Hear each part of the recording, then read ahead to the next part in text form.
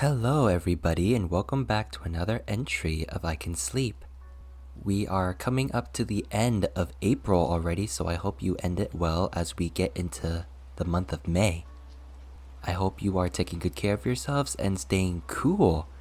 Now it's a matter of staying cool because I don't know if it's the same where you guys are, but where I am, it's already getting a lot warmer. I mean, warm is actually an understatement. It's actually getting hot already. So that's great. But anyways, let's get back into our reading. Per usual, if you are enjoying these readings and would like for me to continue doing these readings, you can show your support by leaving me likes, leaving me comments, sharing my stuff, and following me on my platforms like Spotify at iKenSleep, YouTube at iKenWin, TikTok at iKenWin, and Instagram at officially.iKenWin. Let's descend back into Heaven Official's Blessing. Chapter 12. The Palace of Divine Might, Crown Prince meets Crown Prince, Part 2. Having been dismissed, the other heavenly officials exited in their groups of 2 or 3. When Feng Xin passed by, he glanced at Shilian, looking like he had something to say, but he stopped himself. Shilian smiled at him, and he looked startled.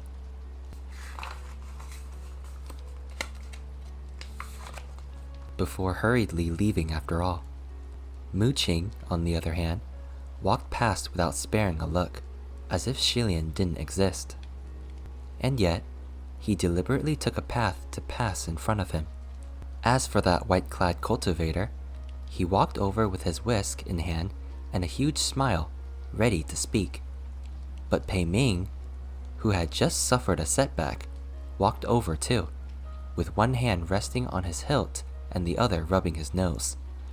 He said helplessly, "Qing Xuan, for your older brother's sake, can you stop stirring up trouble?" The smile disappeared from the face of the white-clad cultivator. "General Pei, there's no need to use my brother against me. I am not afraid of him." "You..." Pei Ming seemed to be gritting his teeth in impotent rage, unable to do anything about this. Finally, he pointed at the other cultivator. You've really done in little Pei this time. 200 years of exile." The white-clad cultivator swung his whisk wildly. "That's little Pei's own doing. This has nothing to do with me." Looking like he didn't want to continue this quarrel with Pei Ming, the white-clad cultivator flounced off. Shilian thought Pei Ming might stick around to taunt him further, but he didn't, and simply exited the hall directly. In the large and spacious Palace of Divine Might, the only one left besides Junwu on his throne and Shilian standing below him was surprisingly the Crown Prince of Yong'an, Lang Qinqiu. Shilian thought that strange. Why did he stay? When Shilian approached, he saw that the man had his eyes closed and that he was somehow fast asleep on his feet. Shilian didn't know whether to laugh or cry, and feeling quite odd, he gently tapped the young man's shoulder. "Your Highness." "Your Highness?" Lang Qinqiu jolted awake. "What happened?" "Nothing's happened. The meeting is over," Shilian explained. Having just woken up, Lang Qinqiu was still a little dazed, and he asked in confusion. "Over? Just like that? What did we all discuss? I didn't hear anything." "If you didn't hear anything, then don't worry about it," Shilian said. "It wasn't anything important anyway. Come now, time to go back." "Oh." Lang Qinqiu went to leave, but when he reached the doors, he looked behind him. Still confused, he nevertheless flashed Shilian a big smile. "Thanks for waking me up." Shilian waved at him with a cheerful grin. With everyone now finally cleared out, Shilian slowly turned around. Junwu descended from the throne. Hands clasped behind his back, he came before Xilian. Crimson Rain sought flower. The scimitar, Iming. Xilian was like a cat picked up by the scruff of his neck, and he involuntarily straightened. So, what is going on? Junwu questioned. Xilian looked at him, then suddenly kneeled. Before Xilian's knees touched the floor, Junwu reached out and held his elbow, preventing him from kneeling. He sighed. Shenle. Xilian straightened once more. His head bowed. I'm sorry. Junwu watched him. Are you acknowledging your wrongs? I am, Xilian replied. Then, why not tell me what wrong you are acknowledging? Junwu said. Xilian was silent and Junwu shook his head. I did not think you would know. The Heavenly Emperor inclined his head, gesturing for Xilian to follow, and the two walked slowly toward the chambers behind the hall. As they walked, Junwu, with his hands clasped in front, commented, Shenle is all grown up now. Naturally, Xilian didn't dare answer that comment. Junwu continued, 800 years ago, when I sent you down, I told you to keep in periodic communication with me so you would not have to roll in the mud all by yourself. But once you left, there was not a word from you for 800 years. And all the while you unnecessarily tormented yourself down below. You've been ascended for some time now, but not once have you reported to the Palace of Divine Might. If anyone else was this impertinent, the Palace of Lingwen would have censured them directly. Of course, Xilian's I'm sorry earlier wasn't directed to this matter, and Junwu was aware of this also. He added, if your apology was for those few sword attacks, then let it go. You said it yourself. All is forgotten after a stabbing. Xilian smiled wryly. How could I forget?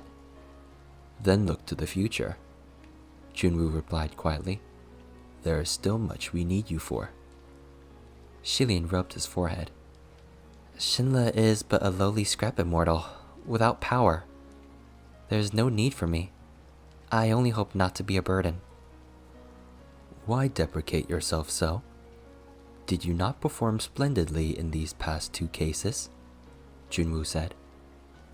Except I may have offended General Pei. Xilian sighed ruefully. Mingwang is fine. I will keep an eye on him. You do not need to worry. However, Junwu turned around. Tell me, what kind of extraordinary character did you engage with when you descended this time? Xilian raised his hand. My lord, I swear I did nothing. Just one day by chance, I encountered an interesting young man on the road, and we spent some time together. I didn't think much of it. Junwu nodded. Chance encounter? Young man? Supreme Ghost King? Shenle, surely you are aware what the consequences would be if Mingwang was to question you further, and you confess this in front of the other officials? No one would believe you. Shenle knows, Xilian replied woefully.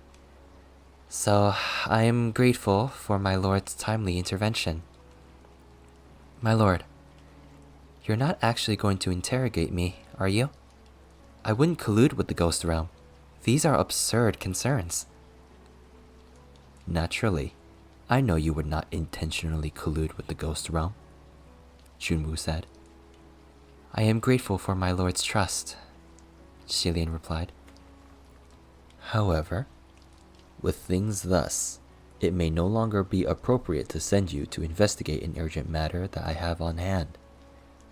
What is it? Xilian inquired. At this time, the two of them reached the chamber behind the Great Hall, separated from the main hall by a large mural.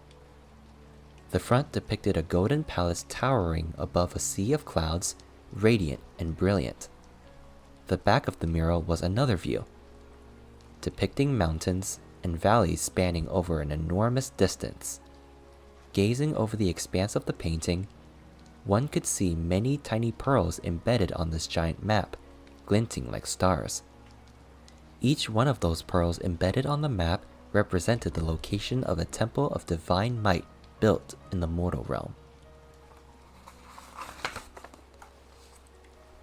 800 years earlier, when Junwu brought the newly ascended Xilian to these inner halls, the twinkling stars on the mural weren't as dense. But now, the shimmering jewels seemed to fill one's vision, overwhelming in their radiance. Junwu stood before the mural and pointed at a place in the east. 7 days ago, many saw their own eyes, a dragon of fire suddenly soaring into the sky from the deep mountains in this area. Xilian's face grew serious. Junwu, with one hand behind his back, used the other to softly rap on a place on the mural. That dragon of fire lasted for 2 incense times before burning out. In that time, many witnessed the sight, but not a single person was injured. Do you know what that means?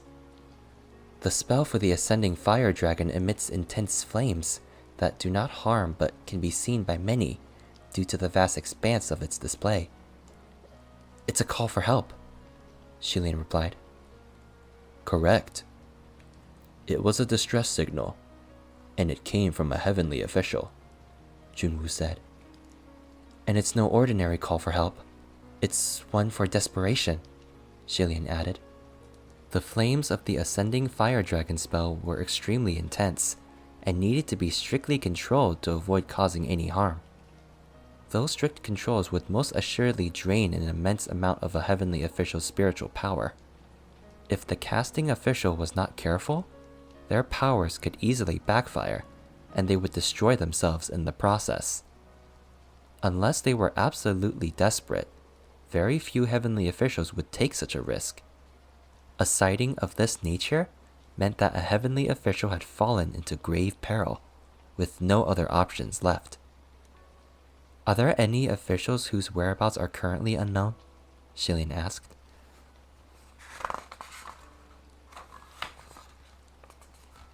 The Banyue Pass case was not the only reason all officials were summoned back to court. The main reason was to use this chance to investigate everyone's whereabouts.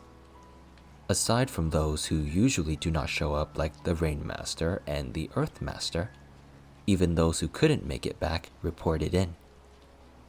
Xilian contemplated for a moment, then speculated. Maybe it wasn't any of the officials from this term? Maybe it's one of the retired officials? If that is the case, then I'm afraid our search parameters will need to expand. Many retired officials lost contact with the heavens long ago. It would be impossible to deduce who could be the one in peril, Junwu said. So this was probably why Ling Wen and many of the civil officials had dark circles under their eyes and walked with such weak steps. They were working constantly on this case. No wonder they couldn't break away to investigate the whereabouts of that boy with the human face disease from Mount Yujun. Xilian asked, to corner a heavenly official to the point where they would use such a self-destructive spell? There must be great evil at work. Are there any demonic gatherings or lairs in that area? There are, Junwu replied, and very close by. Do you know of Ghost City? Xilian thought about it and replied, I've heard of it. Ghost City was the most prosperous place within the Ghost Realm, situated right at the crossroads of the mortal and the ghost realms. It was where all manner of ghosts gathered in swarms to conduct trade and exchange, and it was complete pandemonium. Some cultivators of a certain skill level would venture there to do business or seek information. Sometimes, there would even be heavenly officials in disguise touring the city for curiosity's sake or other unspeakable reasons. Once in a while, there would also be those who'd entered by mistake, and they would either be eaten alive or scared half to death. Since ancient times, although not as ancient as Shilian, there had always been many tales of Ghost City in the mortal realm.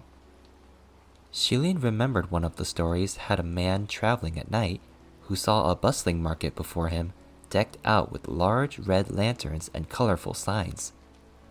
He entered the market in high spirits, but found that everyone around him wore a mask, and if they were not cloaked as such, then they were extremely ugly. Very curious. He didn't think deeply on it, and bought a bowl of noodles and sat down to eat. But as he dug into his food and ate, the food didn't feel right. When he looked closely, the noodles were actually squirming strands of hair. Shilian brought himself back to the present, and Junwoo continued. After that pillar of fire appeared, I immediately sent officials to investigate the area. But there was no evidence of anything. So it is very possible that they moved to Ghost City. However, the heavenly realm and the ghost realm have always drawn very clear borders, and without enough proof, we cannot intrude on Ghost City, which is why I need someone to descend in secret this time and investigate. We can't alert the enemy and have them move again, Shilian said. Is that why this couldn't be discussed openly at the Great Hall with everyone? To prevent information leaks? Correct, Junwoo replied. Then, my lord, pray give Shinle your command. You were the first candidate I originally had in mind, Junwoo said. But for this, it may be inconvenient for you to go. How would it be inconvenient? Shilian asked. First, the east is guarded by Lang Junqiu. If you should go, you would have to cooperate with him, Junwoo said. Shilian responded. That would not be a problem. Please rest assured. Second, Junwoo continued, do you know in whose territory Ghost City is seated? Shilian was slightly taken aback. Is it Huachang? Junwoo nodded slowly, and Shilian's guess was confirmed. But then, something else came to mind. That distress pillar of fire blazed up 7 days ago. Coincidentally, it was 7 days ago when Huachang left Puchi Shrine. The timing was too perfect. Could there be a connection between the two events? It would seem you have a rather good relationship with him, which is fine, Junwoo said. The only thing I am concerned about is whether he is involved. If this makes it awkward for you, then do not force yourself. If you have any other suggestions or anyone you would nominate, do let me know. However, Shilian still said, let me go. I don't think Crimson Rain's soft flower is a disingenuous person. Junwoo looked at him. Shenle, I know you are very capable and know what you are doing. However, I also know you always think the best of everyone.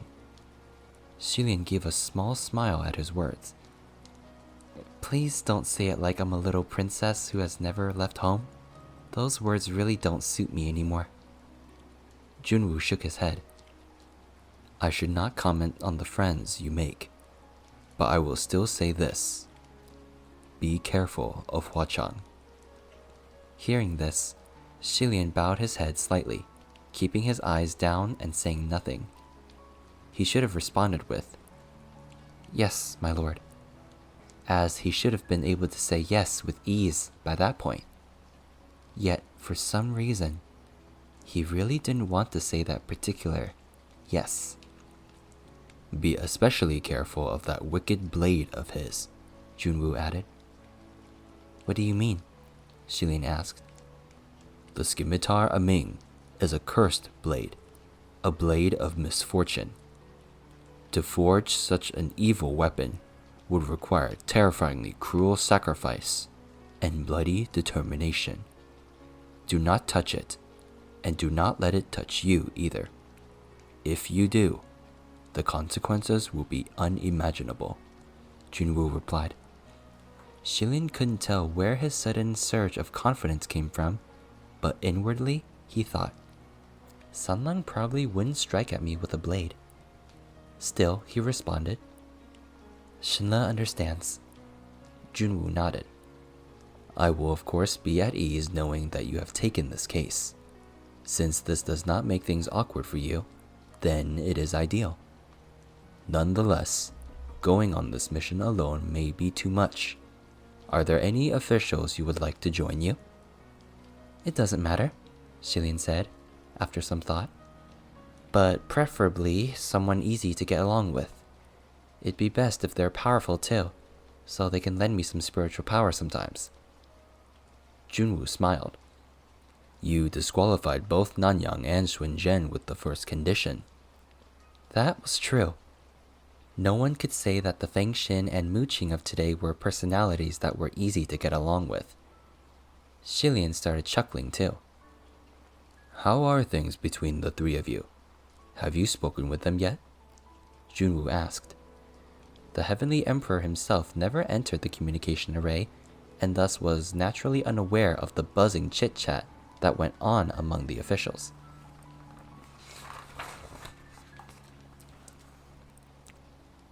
We spoke a few words, Shilin replied. It's been so many years, and yet you have only spoken a few words? Junwoo inquired. Ah, yes. I heard that when you ascended this time, you destroyed many of your fellow officials' palaces, one of which was Nanyang's. Shilin argued back. I paid back that debt, all 8,880,000 merits, and for this, I need to thank my lord for giving me the opportunity to go to Mount Yujun. Thank Nanyang, Junwoo replied. I heard Ling Wen say it was he who privately approached her and said there was no need for you to pay back the reconstruction cost. Shilin was stunned. I didn't know about this at all. No wonder those 8,880,000 merits were so easily repaid if it turned out that so much of it had already been intentionally forgiven. Yet at the time, it was the palace of Nanyang that suffered the most damage. He'd been told half of the golden roof had collapsed. Nanyang made sure Ling Wen would not tell you, so you were naturally unaware. Since he did not want you to know, it would be best for you to continue feigning ignorance, Junwoo said. Shilin didn't know how to feel about this. Complicated and bittersweet feelings clouded his mind, and his thoughts scattered all over the place. Finally, he only sighed soundlessly and thought, truly, in this world, the words "don't tell anyone" are empty. Junwoo contemplated for a moment, then asked once more, if Nanyang and Xunzhen will not do, how about the Windmaster? Shilin pondered the option. Lord Windmaster is a very good person, but I don't know if she would want to go on this mission with me. The Windmaster is powerful, Junwoo said. A lively person who enjoys making friends and thus matches your first condition of easy to get along with. When reporting in with me, the Windmaster also spoke well of you. I think you two will be fine. If you do not have any other questions, then descend with the Windmaster and go forth to investigate Ghost City. Also, yes? Junwoo said unhurriedly. Work hard, but do not force yourself. Shilin was startled by those words. A moment later, he smiled. What is my lord saying? I'm not forcing myself. Junwoo patted Shilin's shoulders. Return to the palace of Shinle to rest for now. I will send word to summon the Windmaster. Shilin blinked. I don't have enough merits, so no palace has been erected. The palace of Shinle from the past has long since been torn down. So, what palace of Shinle? I have granted you a new one, Junwoo said. You cannot possibly always cram yourself into that decrepit little shrine. Shilin left the Palace of Divine Might and was led to the Palace of Shinle by a junior official from Junwoo's palace. This palace of Shenle was very nearly an exact copy of the one he had in the past. Glazed tiles with red walls, sumptuous and elegant. He stood outside the palace gates for a long time, but not a shred of desire to enter came to him. The scrap immortal was still best suited to a scrapped shrine, after all. A proud and glamorous heavenly palace like this wasn't a place he could stay. He loitered outside the entrance and waited for Lord Windmaster to come find him. But after a while, the one who appeared was unexpectedly not the lady cultivator in white Taoist robes, but another white-clad cultivator. This cultivator was in glowing spirits, with an air of transcendence fluttering about him. It was the one from the meeting at the Palace of Divine Might who had randomly fought with Pei Ming, Qing Xuan. He waved his whisk, a smile hanging from his lips. "Greetings, Your Highness." Shilian smiled back. "Greetings, fellow cultivator."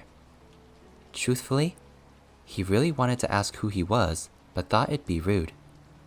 He was about to sneak a peek at his scroll to see which heavenly official was named Qing Xuan when the person in question walked up to him and exclaimed, "Let's go! Let's go take a stroll down below." Shilian was taken aback.